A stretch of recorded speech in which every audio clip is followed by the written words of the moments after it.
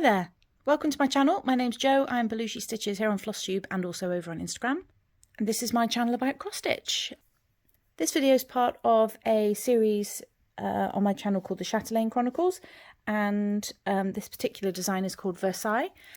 And if you're interested, I've also done a series on Evening in the Park, which I will link below, and you can see that as a separate playlist as well on my channel.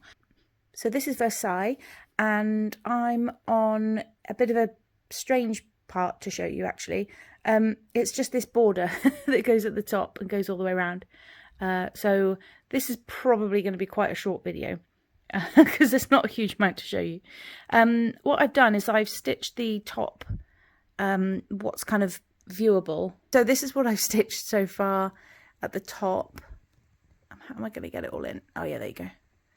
And I've purposely left these sort of gaps at the top here because the next part goes into there, so you have to sort of leave gaps. But yeah, I've done everything I can in this area at the top, and so now I'm going to move the fabric up so that I get to sort of the middle strip, and I'll do the left and the right hand side at the same time. So this comprises of some I can't remember off the top of my head what threads they are, but it comprises of this kind of browny, greeny, yellow colour that goes across the bottom. Normal crosses in this kind of dark blue colour. And then there's a repeat of specialty stitches. So an eyelet in the light blue, and then the green is a 2x3 road stitch, and then what's that, a 5x3 road stitch. I have two separate sets of instructions for this one. One that comes with the order.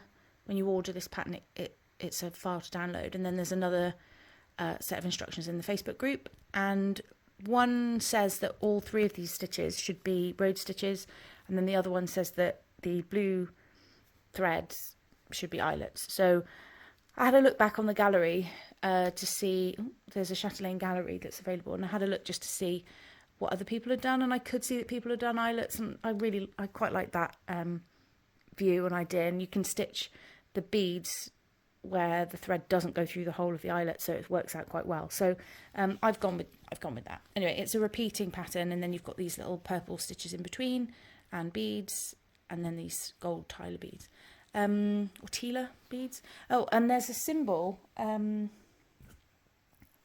There's a symbol for a stitch that goes here, which isn't mentioned in either of the two sets of instructions, and I can't see what the symbol is. So I think somebody else has stitched a white bicone, similar to, if not the same as, the ones over here. So I'm just going to bring this across. So this bead here, or here, cat hair. So I think that's what it is, but there's only a couple of those left because I don't know what's coming in the rest of the pattern. I'm not really sure I want to use those yet, so I'm going to leave those till right at the end and see what I've got left.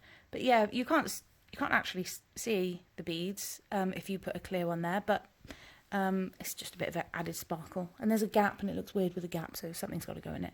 But anyway, yeah, so you can see these big chunky road stitches up here. You can see how the colours change so much, and I will admit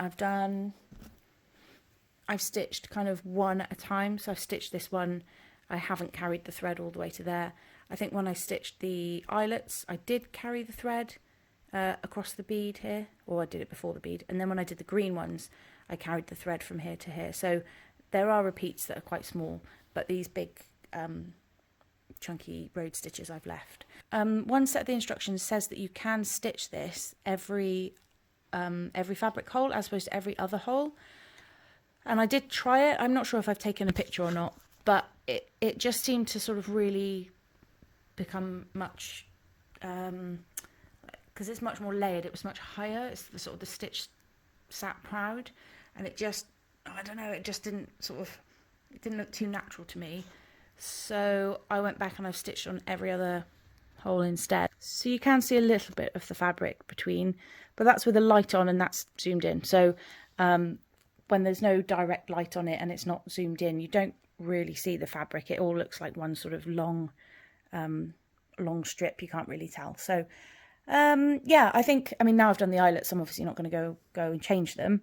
I do quite like it, and it's such a small border in comparison to sort of what else is coming and what else is in the middle, that yeah, it's lovely and it's fine and it's sparkly. I really like the squareness of it all. So yeah, I'm going to continue working my way around. As I said, I'm just going to move the fabric up a bit so that I can get to the sides. If I can get just one strip across the middle, it would be great. It just saves moving the fabric sort of into 4 sections, but I'm not sure. I have to see how much I can get in. I can squeeze in. But yeah, that's where I am so far.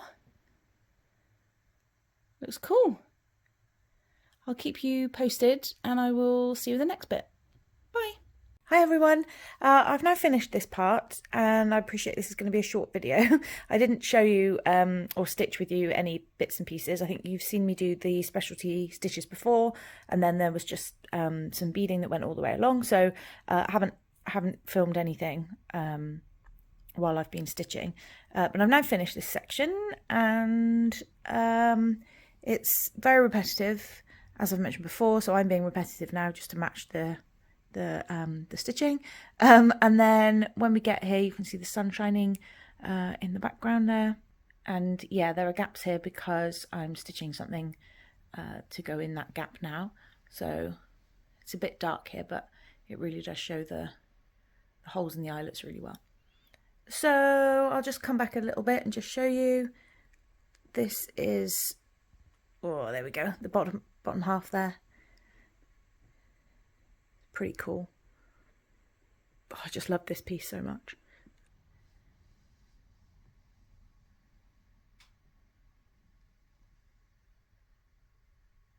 Okay, there we go.